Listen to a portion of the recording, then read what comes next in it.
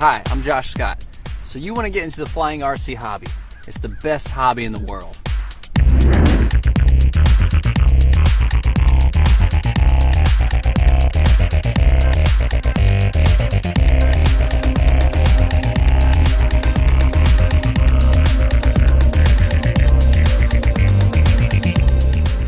With all these amazing aircraft, it's hard to pick which one to start with. So before you choose, we have some things we'd like you to consider. This RC Beginner Series is brought to you by Horizon Hobby.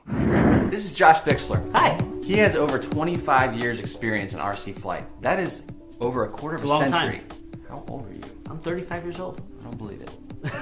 So what we want to do today is we want to help you find the right plane for you when you're first starting out. Well, what is the right plane? What do you think? Something that looks sweet, something that just is going to impress your friends, really, really fast. Here we go. Like I like that. the way this looks. Look, it even has a detachable nose. Yeah. For fun. Now, he's right. It is cool looking. It is fast. It is not the right plane, This is though. what you want. No. You can hold on to it on the bottom. Think about it. The definition of cool is what? Is it what looks cool, or is it what you can fly? Definition of cool? Yeah. What's the definition of cool? It looks cool. It looks cool. And it's fast. Now, will it look cool smashed into the ground? No. No. So that means you couldn't fly it, could you? Why? Because if you fly it and you crash it, it's not going to look cool anymore. Oh. Friends, take your time and choose wisely. Although we want to get to this, you will get to that eventually. But there's some careful steps you must consider first before taking the step to the awesome striker. Since this is the first episode of our beginner series, we want to give you guys some do's and don'ts when it comes to picking out your first plane. Picking your first airplane is incredibly important. If you go the wrong path, you're going to have some crashes. Now the first thing you want to consider is channels. How many channels does it have? Channels is the different functions of your plane. It takes you left and right, fast and slow, all that kind of stuff. Yeah. As many channels as you can get is probably the best way to go. No. If you can... No. Keep it simple, friend. But look at all these buttons. I know, the buttons will come later. The buttons will come later. I see them now. But the more functions you have in an airplane, the more functions you have to master. Okay. Now, the bomb drops, all the cool stuff, the smoke stuff is systems, rad. it's coming, but not today. It's much better. This is a 4-channel airplane. You have your aileron, your elevator, your rudder, and your throttle. That's good. But That's that's it. But it's a lot better to go with something like a 3-channel. Because that's got... Wait, 3? 3 channels. You got your throttle. That's less than 4. That's less than 4. It's also more simple as well, too.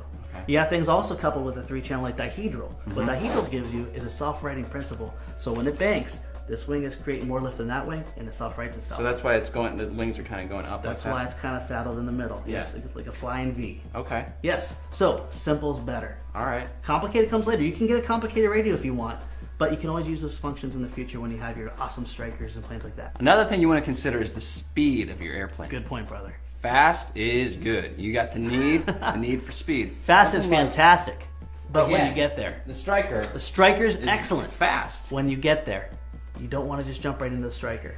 The problem with the striker is when you're starting off in the hobby, you don't have the reaction time that you need for the striker. As you fly more and more, your reaction gets quicker and quicker to what the airplane's doing. But I'm younger than you. This striker does almost 100 miles an hour. I can react faster than you. You are younger. Oh, you didn't see that coming. I did not see that coming. You probably like a lot of video games too, right? Yeah. Bad thing is, friends, there's no reset on a model airplane unless you're flying a simulator. No Okay. real life model airplanes, you can hit a red button and have it all pop back together. So it's much better to go with a slower airplane at first, so you can learn the controls, and if you make a mistake, you can correct that mistake before you hit the ground. Another thing you want to think about is the build of your plane. Yes. You want something that you've put your heart, time, your soul into. This is quite a piece of artwork. It's a work of art. It truly is. This is actually a balsa wood plane covered with monocoat. Beautiful, beautiful workmanship. Gorgeous. In So this. go with this. Start right here. Go with this when you're ready and you're able to fly. This is a 4-channel airplane. Carries a different wing loading than a lot of the other foam airplanes. Gorgeous. And actually, this is a good step someday, but going with foam is actually the easiest way. Foam? Foam is good. Foam is spongy. But it's kind of ugly. You know what? Foam can be glued back together with hot glue, tape, CA, foam safe CA. You can repair it quickly. And the sad fact is when you do get into this hobby, it doesn't matter what you pick, you are going to have mishaps. You are going to hit things, you are going to crash. That's grim. Foam is a lot easier to fix than a beautiful balsa wood model. It's ugly. Well, you know what? The nice thing is if it starts out ugly, Yeah. it stays ugly. If it starts out beautiful, It stays. it gets uglier as time goes on. And you I know see what? what Your you're love for the airplane diminishes. Imagine if you roll this into a ball and you pick up all these loose Kind of like pieces. when you first meet someone, they're beautiful, Yeah. but then they get ugly. Your No, love no, diminishes. it's not like that. Imagine this. 1,000-piece puzzle. 10-piece puzzle. All right? For kids. If you take that puzzle and you bust it up into pieces, would you rather be putting together a 10-piece puzzle again or a 1,000-piece? Depends on how much you like puzzles. There you go. My grandma loves Next them. point. Most reputable manufacturers, especially with foam planes, will have replacement parts readily available at local hobby shops. That's an excellent thing because when a mishap does happen and say you can't put it back together with some tape and hot glue, you can go to the store and buy a brand new one. You're back in the air in no time. Another thing you want to think about, real planes, they're not electric. They don't use batteries, they use fuel. And so fuel, when yes. you get started out, you're gonna the smell of fuel, the sound of the motor, it's awesome. You want to keep it real. So this is a gasser. That is a Not gasser. that kind of gas, but it's you put like nitro You or have gas. trouble holding or, it there? What? You got it okay? Oh, I got it. It's a big gasser. It is. Big is good. Yeah, big is good. And actually, this is an excellent airplane, but not for your first airplane. Number one, it's a warbird. Number two, you have a motor there. That's a glow motor. Now, a glow motor, you need special fuel, special mixtures. In the cold weather, it doesn't start as easy. Also, if you chop your throttle on electric, the motor turns off instantly. All that power is taken away. On that engine there, if you chop it, it's going to go to an idle. It sounds complicated. A lot more complicated, a lot more dangerous too. So gas and glow, gasoline being a mixed fuel, glow being a nitro mix, is excellent when you get there and you're ready to take that chapter in your life of tinkering with motors to try to get it started. Also, say you're a newbie pilot. I'm a newbie pilot. Hello, newbie pilot. I have 25 years of experience. You go out to the field, you slap your battery in, you give it throttle, it takes off, it flies. With a gas plane, God forbid it's not dialed in quite well, sometimes they just like to stop in midair. You have to have the flying skills needed to bring that plane in dead stick, and the whole flying experience changes when you don't have a motor in front doing what it's supposed to do. But it is a big plane. It's a beautiful big plane. And that's what you want. You want it to be able to take it up so high that no matter how high it is, people can still see it. You know, in its awesome glory. You're actually very correct in one of the aspects. The bigger the airplane, the easier it is to see in all of its changing. When you're flying a big airplane and it changes direction, a lot easier to see the orientation of the airplane. Cool. But there is a downside to bigger planes, especially that beautiful P-51 Mustang. As you're flying through the air, it is a lot faster. Okay. Faster airplanes need more room. Yeah. What if you're in a small park? You can't fly that in a small park.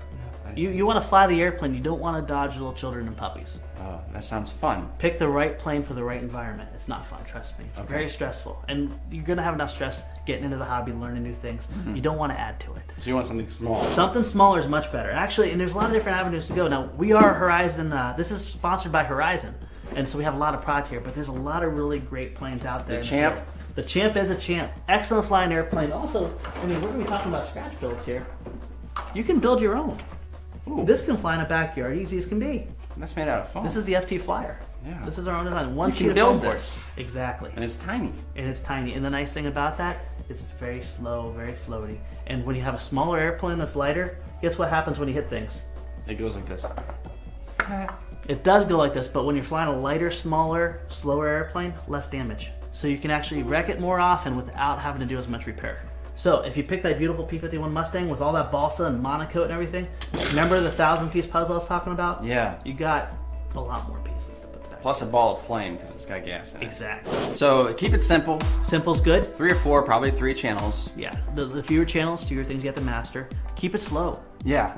Make sure it's built out of foam or something like that that's easy to repair, easy to find replacement parts. Yes, and along with keeping it slow, keeping it foam, stay away from the warbirds and the EDF jets. Okay. They're really cool. You're gonna get really there cool. eventually. But you know, the whole thing is you want a plane that you can learn to fly, that you can get up in the air and enjoy. You're gonna fall in love with flight, not the airplane itself. Yeah, you're being kind of a party pooper. I'm sorry about that, brother. You know what? There's a lot more joy. Once this plane is wrecked, you have that downhearted feeling. It's just like, oh, what have I done? I've wasted all this money. I've wasted all this time.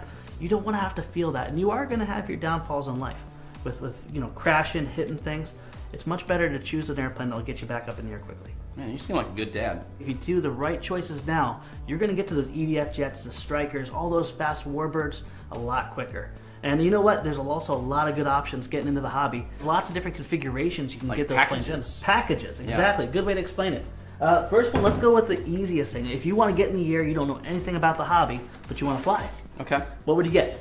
Now. Let's do it now. Let's do it now. Let's go to do the it hobby now. store. Let's pick up an airplane that has everything you need from the battery to the charger, Pull it out of to the box controller. and you open the box, it just flies right By out. the time the battery's charged, you're ready to go. Okay. That's called an RTF, or ready to fly, Ready my to friends. fly, ready. Yeah. Actually, that Champ right there. Champ again. Yep. A lot of different manufacturers that are reputable will carry ready-to-fly aircraft. Now, what that includes your transmitter, everything. battery chargers, your airplane, sometimes even extra props. Yeah. Everything you need to get up in the air quickly. Also, if they're reputable, it better come with some really good instructions You too. like that word, reputable. Reputable. That's going to be a very strong word because I just learned it. So what's the next one down from RTF? What do you think would be the next crucial step? When you have your own transmitter and you can connect it to whatever plane. Amen, brother. That's what it's called. I think there's an abbreviation. Yeah, actually, there's lots of different abbreviations. You got BNF, bind and fly. You got transmitter ready. You got plug and fly. Exactly, lots of different things. At this point, you really want to read the package. On any of these models that are not ready to fly, you're going to have a list of requirements. It'll say requires, and sometimes it's a battery, sometimes it's a transmitter, sometimes it's a charger, and things like that. So say I already have this guy. So you already have that guy. And then I buy a BNF like this. A BNF or transmitter ready. Now keep in mind, always at this point, always check what is required. Because this is a bind and fly. This transmitter will indeed talk to this airplane. But say it's a different manufacturer and you have to have your own receiver. So always read what's required. Okay. But what this gives you the ability to do is say you got this from a different airplane and you like the radio, it's a fun radio. You can use this to talk to other planes. But also say you really want to commit to this hobby and you fall in love with something a little bit more advanced. I don't know, like maybe this. Ooh, that's shinier. That's shiny. It's also like it. a lot more expensive. Oh. But do you know when people want to learn how to play guitar? Yeah. You have two options. You can go to a pawn store and you can simply pick out a used $50 guitar. Or a first act from Walmart. First act is what it's called? That's kids stuff, yeah. Okay, you can pick up a cheap guitar. It's not going to perform really well. It's going to be very basic. Or if you know, I'm going to commit, I'm going to get into this hobby, and I really love this transmitter, you could buy something equivalent of a Fender, which would be some crazy advanced radio that you know you're not going to have to replace for many, many years to come. 1972 Telecaster. I don't know what that means. Put some humbuckers in that sucker. So bind and fly, transmitter ready, plug and fly, all those will basically give you everything you need, sometimes minus the battery and your transmitter. But what it does give you is a lot of flexibility to pick a transmitter that you know you love and that you're going to keep for a long time. So we moved on and we've learned how to fly. We have that's pretty good. You like that? We have our motors and we have speed controls. We have knowledge of all that good stuff. ARF. Almost ready to fly. Here we go. Look at that.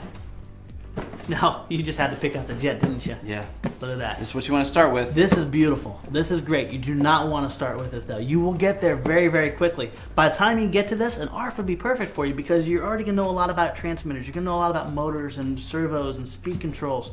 Maybe even retracts. That's what those extra channels are for. Ooh, yes. So your wheels go up. But now the beautiful thing about ARFs is you already have all that knowledge gained from your previous models. Yeah. Okay? Okay. And if you're at this stage, hopefully you better know your stuff as far as that goes. But there's a huge variety of ARFs out there. Probably one of the largest selection of manufactured models are indeed ARFs.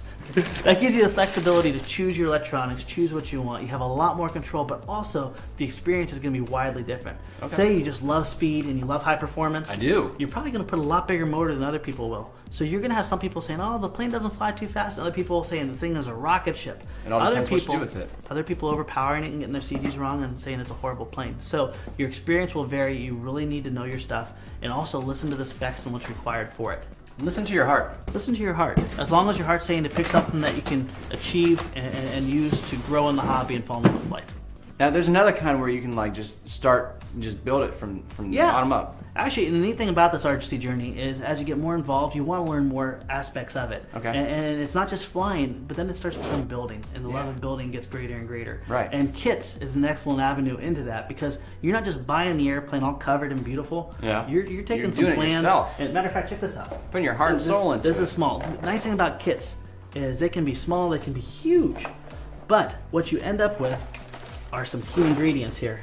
Look, I'm already done. No, this is partially built for you guys and for you. What you start off with is something that looks a lot more like this. Oh. You got formers, you got sticks, you got little numbered things. You don't have as much instructions, but what you do have are plans. Oh, wow. Now the beautiful thing about this is we talked about ARFs, how choosing your electronics and everything is part of your journey into building. This is a whole nother leap into it because what you're doing is you're taking raw materials and you're constructing your own based off of preset instructions. Now, there's a lot more victory to be gained, but there's also a lot more different variations. It's scary. It's all dependent on your skill level of building. Now, if you're getting into the hobby, your skill level of building is probably not going to be the best. Okay. So you're going to have vastly different comparisons. And what if I put all my time and energy into this beautiful thing and then I crash it and it breaks into a million pieces? There is actually one benefit to kits. If you can build it, you can repair it. And also you have these beautiful things called plans. Plans don't go away. Friends, if you ever do a kit, do not get rid of your plans. So rather than having to go to the store, you can actually get more raw materials, and you can reconstruct your wing, you can reconstruct the tail, you can build another fuselage, and you can get back flying again. So we go from all those really nice, intricately cut pieces of wood that form a beautiful craft at the end to this. To that. You are the kit maker, and you are the builder. And this is honestly where you can choose two paths into the hobby. You can choose the ready-to-fly aspect, and that venture is wonderful, gives you everything you need. You don't have to stress about that. Or this is the one exception, you can go into scratch building. And the nice thing about scratch building, you have thousands upon thousands of amazing designs that you can easily get, and you can create yourself. And this stuff is cheap. Cheap is good. Cheap You're is gonna wonderful. crash it. You're gonna crash. And you know what? We at Flite Test, we love our foam board. We love the common, simple materials. And this is another aspect of getting into electric flight.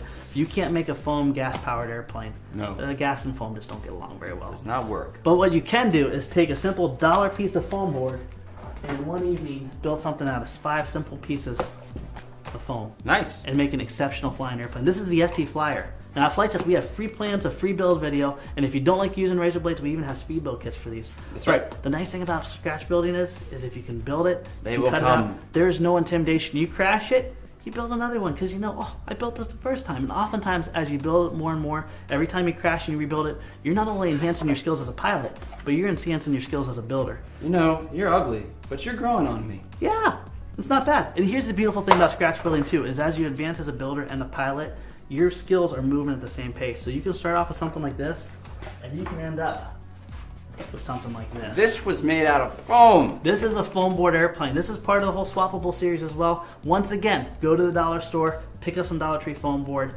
all common materials. You can build a multitude of airplanes. It's not just Flite Test airplanes. Thousands upon thousands of free plans out there. So that's a lot of different plane packages. Yeah, options are really good, brother. So what do you recommend? You know what? I'm frugal in nature. If I can build What's it, that mean? frugal means cheap. I'm very cheap.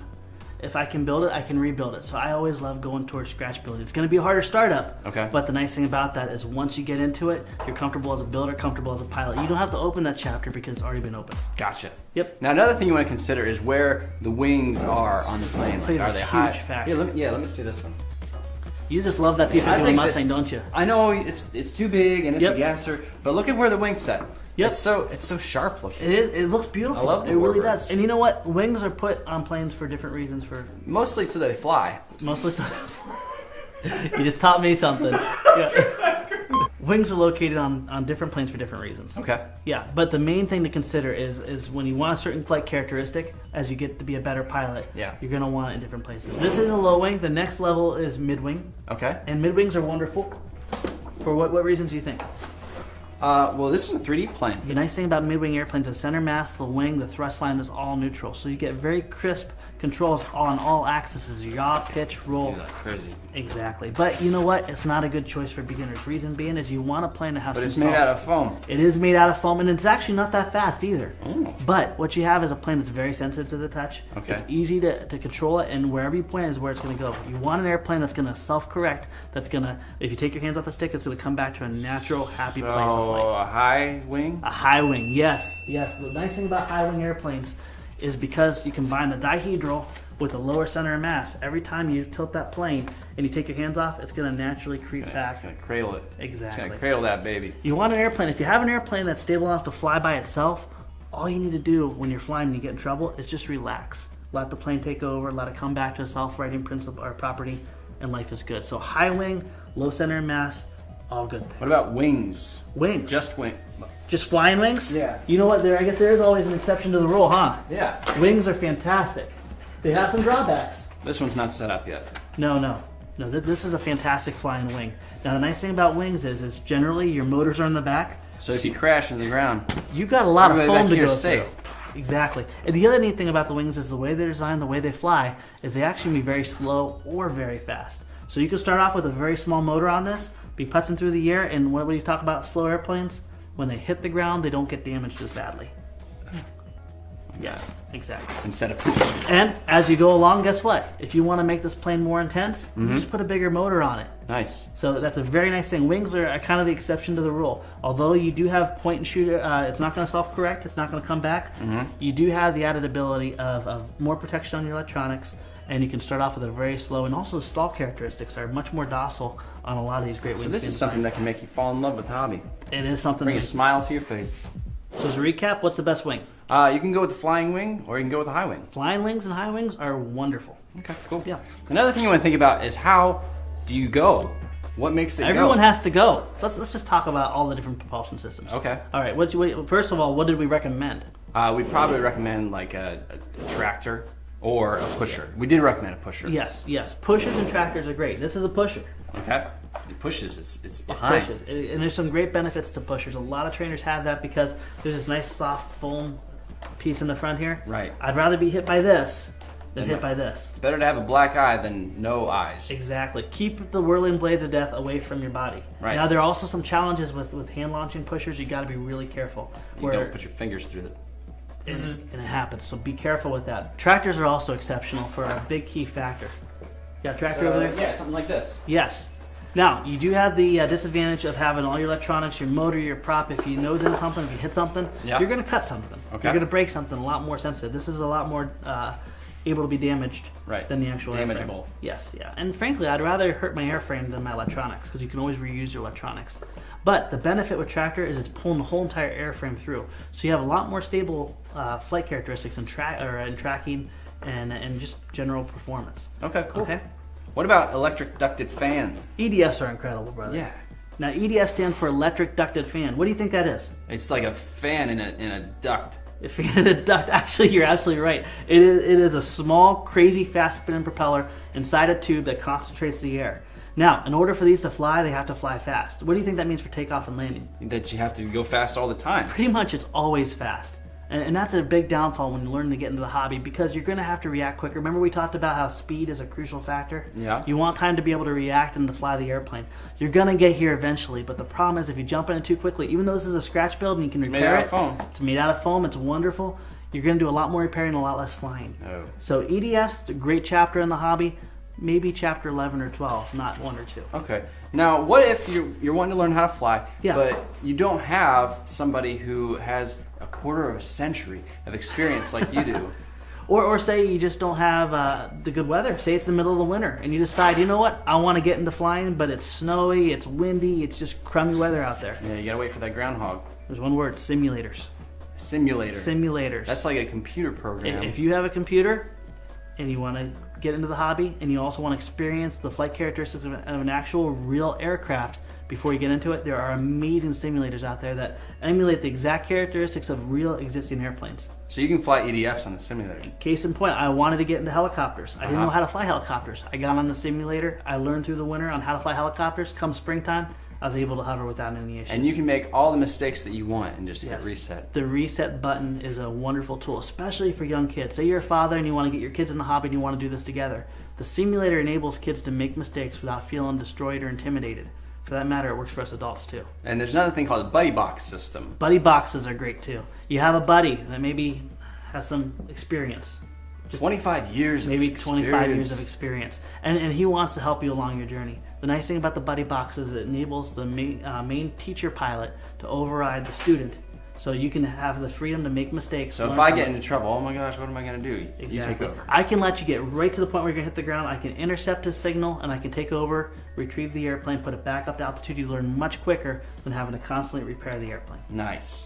Another great benefit with trainer systems is the communication. You make a mistake, I rescue the plane. I tell you immediately what you did wrong and what you need to do differently the next Harshly. time. He says it in Not a really harshly. degrading And, way. oh, this is a good thing. For anyone out there that has the opportunity to train, whether it be a kid, whether it be a friend, whether it be a family member, be gentle with your tone. Be encouraging at all times. They don't make mistakes on purpose. You want them to fall in love with the hobby. Yes, fall in love with flight. Don't let them be intimidated when they take the sticks and be worried about being yelled at. Always take a kind, gentle, instructive tone to help them get into the hobby and also communicate what they did wrong. So when you get them back up, they know not to do it the next time. So overall, what would you recommend? What plane would you go for? Truthfully, probably the plane I've been pulling down the most, and that's the Super Cub LP here. Uh-huh. It's excellent, it's economical, it's high wing configuration with plenty of dihedral, 3 channels, electric, and you can buy it in either ready to fly or bind and fly, which it gives you a lot of options for the future. Very cool. I like the Swift. The Swift is phenomenal. Yeah, I've actually had some good success with it. And like we said, it's pretty versatile. Yes, fast and slow. it takes a hit too. It does. It takes it an does, excellent- especially with your prop in the back here. You have a lot of safety, a lot of safe guarding foam. You lose some of the great properties of self-stabilizing flight with the wings, but what you gain is durability and also a huge speed envelope, the general stall characteristics. Right. At Flite Test, we have a plane or a wing called the Versa Wing. You can either scratch build it through the free plans and free build video, or you can even buy the speed build kit. But wing is an excellent option. So basically what I've learned today is don't go with the really cool, sleek-looking stuff. Uglier is better. Ugly is good. I mean, look at us. Yeah. Ugly is cool. And the reason the planes are probably generally ugly is because they're designed to be stable. And oftentimes the characteristics needed to be designed into the airframe aren't going to be the most attractive. Right. AKA warbirds, EVS jets, things like that. Got it. All right, well, I thank you guys for watching, and thanks to Horizon Hobby for sponsoring this episode. And this is actually the first of 10 episodes in this beginner series. And if you guys find some stuff on here that's really helpful to you, let them know. Let Horizon Hobby know. Absolutely. And our second series coming up is going to be all about aerodynamics. So we talked about picking the right airplanes. After the next episode, you should be able to tell why it's so important. That's going to help you in for many years to come. All right, so look for it. All right, see you next time. See you next time.